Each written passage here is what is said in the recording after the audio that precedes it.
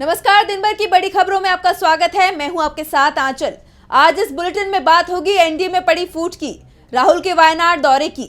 देखेंगे महाराष्ट्र में एनडीए में तेज होती तकरार को, बीजेपी में फूट को लेकर टीएमसी के बड़े दावे को, जानेंगे शरद पवार के बीजेपी पर हमले को, और बुलेटिन के आखिर में देखेंगे जाने माने कार्टूनिस्ट इरफान की किस खबर पर पड़ी तिरछी नजर। लेकिन दिन भर की तमाम बड़ी खबरों से पहले एक नजर आज की सुर्खियों पर। बीजेपी नेताओं के दावे पर कांग्रेस नेता सलमान खुर्शीद ने बीजेपी से मांगा जवाब। कहा 400 पार कहने का कारण क्या था। बीजेपी ने विपक्ष पर 400 पार करने के नारे को गलत तरीके से पेश करने के लगाए थे आरोप। अखिलेश यादव ने करल और अवधेश प्रसाद ने यूपी की विधानसभा सदस्यता से दिया इस्तीफा, केंद्र में करेंगे राजनीति। उद्धव ठाकरे गुट के अमोल कीर्तिकर ने चुनाव आयोग से की शिकायत। महज 48 वोटों से हारे चुनाव, वोटों की गिनती और एजेंट की काउंटिंग में अंतर को शिकायत का बनाया आधार। शेयर बाजार में तेजी, 149 अंकों की तेजी के साथ 76,606 पर बंद हुआ सेंसेक्स, तो 58 अंकों की तेजी के साथ 23,323 पर बंद हुआ निफ्टी। ये तो थी सुर्खियां। अब बात आज की सबसे बड़ी खबर की। नरेंद्र मोदी ने तीसरी बार पीएम पद की शपथ तो ले ली, लेकिन इस बार सरकार में फूट पड़ती दिखाई दे रही है। आज ओडिशा में बीजेपी और आंध्र प्रदेश में टीडीपी की सरकार बनी। टीडीपी एनडीए का ही हिस्सा है, लेकिन शपथ ग्रहण समारोह के साथ ही एनडीए की टूट के संकेत दिखाई देने लगे। तो कैसे बिखर रहा है एनडीए, देखिए इस रिपोर्ट में। केंद्र की एनडीए सरकार मुश्किल में दिखाई दे रही है। नरेंद्र मोदी के पीएम बनने के 3 दिन में ही सरकार के खिलाफ बगावत के संकेत मिल रहे हैं। बुधवार को आंध्र प्रदेश और ओडिशा में नई सरकार का शपथ ग्रहण हुआ और इस दौरान एनडीए की दरार खुलकर सामने आ गई।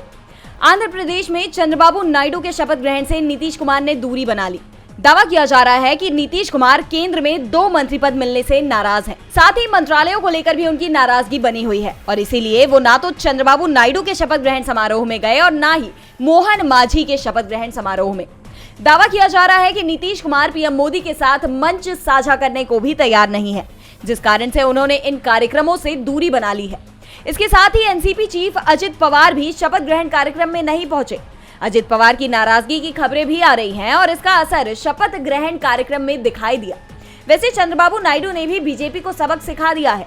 बीजेपी ने 16 सांसदों वाली टीडीपी को केंद्र सरकार में सिर्फ 2 मंत्री पद दिए हैं, तो नायडू ने भी आंध्र प्रदेश में 8 विधायकों वाली बीजेपी को 1 ही मंत्री पद दिया है, जबकि बीजेपी की तरफ से 2 मंत्री पद मांगे गए थे। जिस तरह से बीजेपी और उसके सहयोगियों के बीच टकराव बढ़ता जा रहा है, उससे मोदी सरकार ही संकट में दिखाई दे रही है। अगर टीडीपी और जेडीयू मोदी सरकार से अलग हो जाते हैं तो ये सरकार संसद के पहले ही सत्र में गिर जाएगी। एनडीए बिखरता दिखाई दे रहा है, तो दूसरी तरफ इंडिया गठबंधन लगातार मजबूत हो रहा है। इंडिया के नेता लगातार जनता के बीच जा रहे हैं। इस बीच राहुल गांधी भी चुनाव के बाद एक बार फिर वायनाड पहुंचे, जहां उन्हें भारी अंतर से जीत मिली है।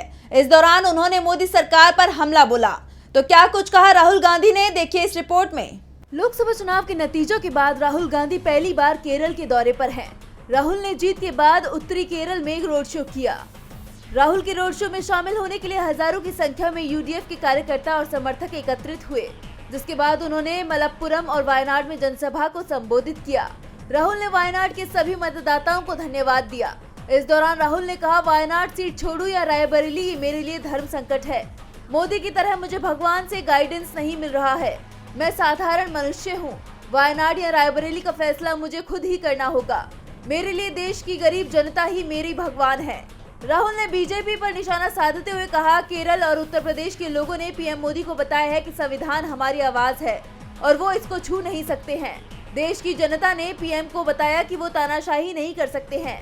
जब चुनाव शुरू हुआ तो बीजेपी का समर्थन करने वाली मीडिया ने कहा कि बीजेपी को 400 सीटें मिलेंगी। प्रधानमंत्री 400 पार कह रहे थे। उनके सभी वरिष्ठ नेता 400 पार कह रहे थे। 1 महीने के बाद वो 300 पार कहने लगे। कुछ समय बाद 200 पार और सभी ने चुनाव का परिणाम देखा। ये कोई सामान्य चुनाव नहीं था। इंडिया गठबंधन के खिलाफ पूरी मीडिया था। सीबीआई, ईडी और पूरा प्रशासन हमारे खिलाफ था। चुनाव आयोग ने प्रधानमंत्री के अनुकूल चुनाव की रूपरेखा तैयार की। तमाम प्रयासों के बाद भी प्रधानमंत्री वाराणसी में हार से बमुश्किल बच पाए। भाजपा अयोध्या तक में हार गई। राहुल के बयानों ने बीजेपी की मुश्किलें बढ़ा दी हैं, तो वहीं अब एनडीए की मुश्किल उसके सहयोगी दल भी बढ़ा रहे हैं। एनडीए गठबंधन की सरकार तो बन गई है, लेकिन ये सरकार कब तक चलेगी, इस पर संशय है।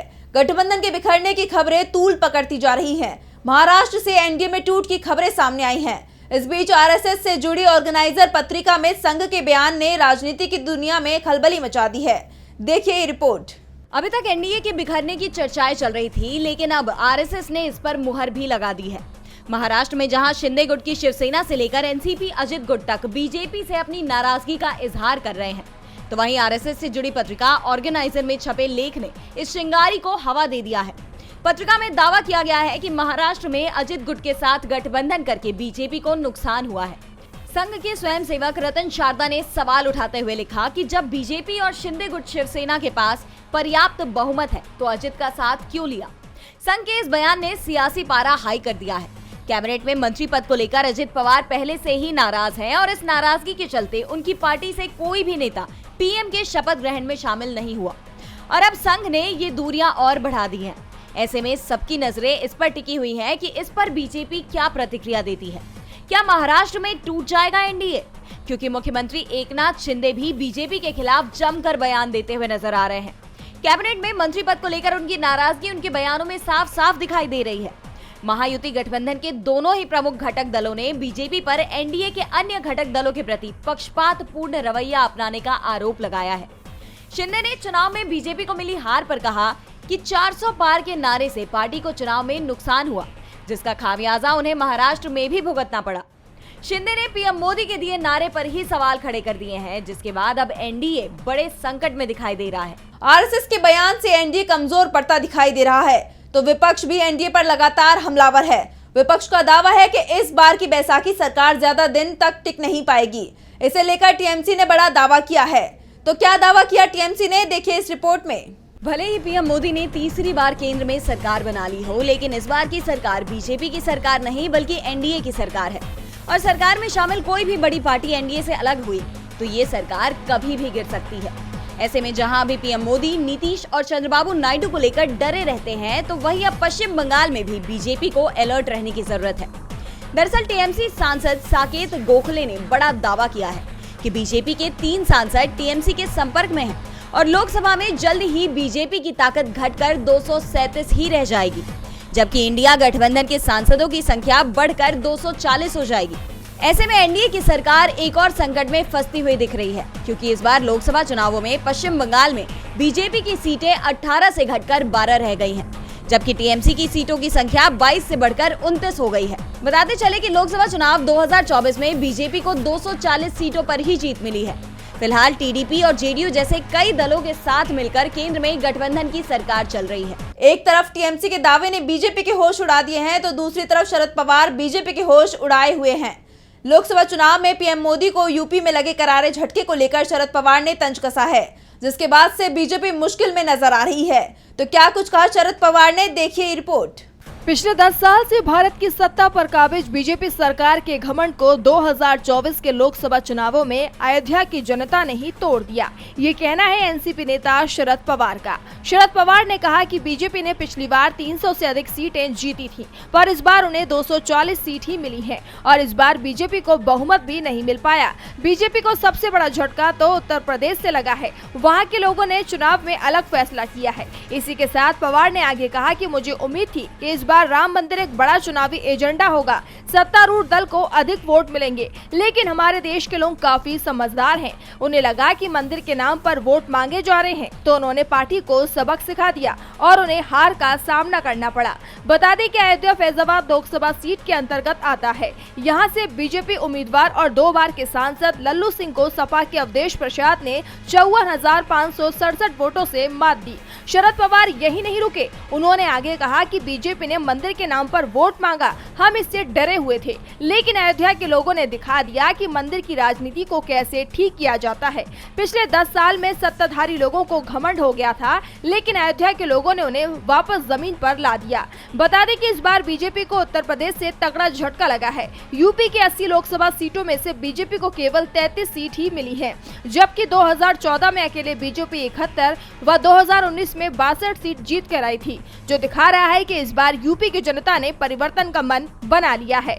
बीजेपी का राम मंदिर मुद्दा फेल हो गया, पार्टी को जबरदस्त हार मिली, अयोध्या सीट भी हार गई। किसी तरह से सरकार जरूर बना ली, लेकिन सरकार कब तक चलेगी, इस पर सवाल उठने लगे हैं। अब संसद सत्र की शुरुआत की तारीख भी सामने आ गई है, जिसमें सरकार की पहली बड़ी परीक्षा भी होनी है। तो कब से शुरू हो रहा है संसद सत्र, देखिए ये रिपोर्ट। आज केंद्रीय मंत्री किरण रिजिजू ने 18वीं लोकसभा के विशेष सत्र की तारीख को लेकर अहम जानकारी दी। उन्होंने बताया कि लोकसभा का विशेष सत्र 24 जून से शुरू होगा।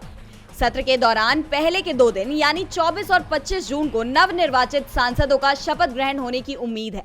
शपथ ग्रहण के बाद सभी सांसद लोकसभा के अध्यक्ष का चयन करेंगे। 26 जून को लोकसभा में स्पीकर का चुनाव होना है और इस चुनाव में ये साफ हो जाएगा कि मोदी सरकार कितनी मजबूत है। आपको बता दें कि 27 जून से राज्यसभा का सत्र शुरू होना है और 27 जून को ही राष्ट्रपति द्रौपदी मुर्मू दोनों सदनों की संयुक्त बैठक को संबोधित करेंगी। इस दौरान राष्ट्रपति नई सरकार के 5 साल के रोडमैप की रूपरेखा पेश करेंगी। लोकसभा और राज्यसभा दोनों ही सदनों का सत्र 3 जुलाई तक चलेंगे। देखा जाए तो सदन में इस बार विपक्ष पहले की तुलना में ज्यादा मजबूत नजर आने वाला है। ऐसे में सदन की कार्यवाही के दौरान विभिन्न मुद्दों पर विपक्ष द्वारा मोदी सरकार को घेरे जाने की पूरी उम्मीद है। संसद में जहां सभी नवनिर्वाचित सांसदों का शपथ ग्रहण होगा और फिर स्पीकर का चुनाव, जो तय करेगा मोदी सरकार के पास कितना समर्थन है। इस बीच मोदी मंत्रिमंडल को लेकर एडीआर की एक रिपोर्ट सामने आई है, जिसमें नई सरकार के मंत्रियों की पोल खोल दी है, जिससे मोदी सरकार सवालों के घेरे में आ गई है। तो क्या है एडीआर की रिपोर्ट में, देखिए रिपोर्ट। तीसरी बार पीएम बनने की राह नरेंद्र मोदी के लिए बड़ी मुश्किल साबित हुई है। जैसे तैसे कम मार्जिन से जीत दर्ज करने के बावजूद मोदी तीसरी बार पीएम बनने में कामयाब तो हो गए हैं, लेकिन आशंका ये बनी हुई है कि मोदी जल्दी ही अपनी पार्टी में कहीं अलग थलग ना पड़ जाएं। जी हां, ऐसा इसलिए कहा जा रहा है क्योंकि कल पीएम मोदी ने एक्स पर ट्वीट कर तमाम बीजेपी के मंत्रियों और नेताओं से एक अजीबोगरीब अपील की है। उन्होंने एक्स पर लिखकर अपील की है कि आप सब अपने एक्स हैंडल से मोदी का परिवार टैग हटा दें। आपको बता दें कि 3 मार्च को आरजेडी प्रमुख लालू यादव ने कहा था कि मोदी का कोई परिवार नहीं है, जिसके बाद बीजेपी के तमाम मंत्रियों और नेताओं ने अपने एक्स प्रोफाइल पर मोदी का परिवार टैग जोड़ लिया था। वहीं अब चुनाव नतीजों के बाद पीएम की इस टैग को हटाने की अपील को उनकी मौका परस्ती से जोड़कर देखा जा रहा है। माना जा रहा है कि पीएम ने खुद को तीसरी बार पीएम बनाने तक सोशल मीडिया पर दिखावटी परिवार बनाकर समर्थन ले लिया और जब वो तीसरी बार पीएम बन गए हैं तो उन्हें उसी परिवार की अब जरूरत नहीं है, इसलिए अब वो इस टैग को हटाने की बात कह रहे हैं। और बुलेटिन के आखिर में देखेंगे जाने माने कार्टूनिस्ट इरफान की किस खबर पर पड़ी तिरछी नजर।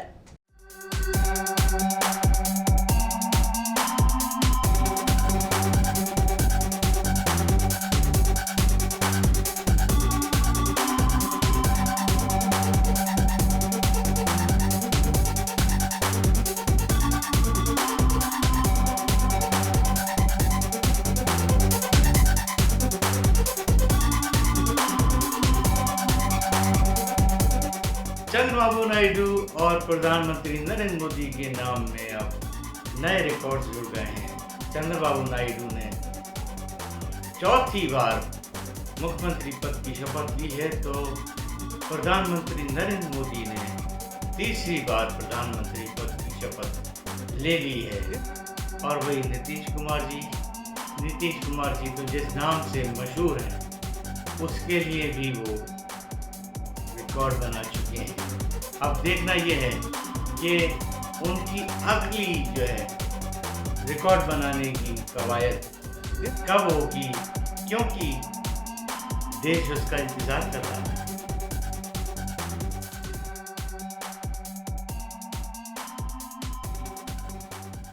बहुत बहुत शुक्रिया इरफान जी। तो आज इस बुलेटिन में इतना ही। आप देखते रहिए डीबी लाइव। नमस्कार।